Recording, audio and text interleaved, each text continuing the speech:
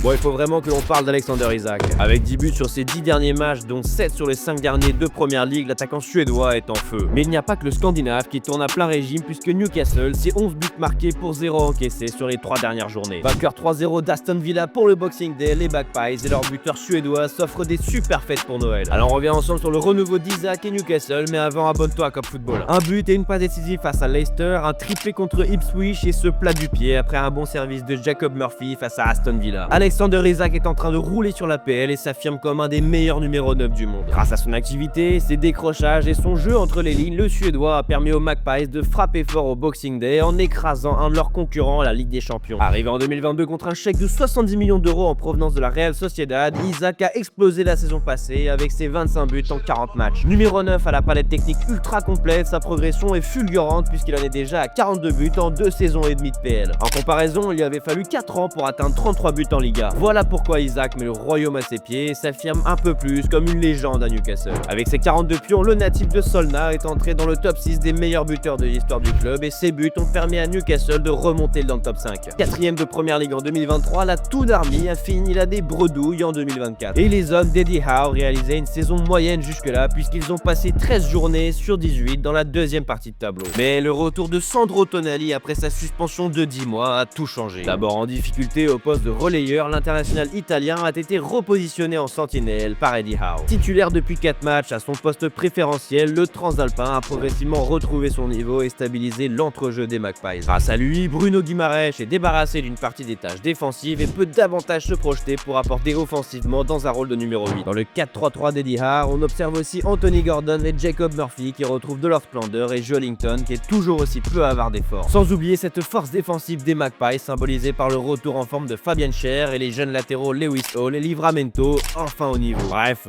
tout ce qu'on connaissait de cette équipe il y a 2 ans semble revenir aujourd'hui. Newcastle va bien mieux et les Toons ont profité de la magie du Boxing Day pour terminer l'année en fanfare. Alors pour toi, est-ce qu'Alexander Isak est le meilleur numéro 9 du monde ?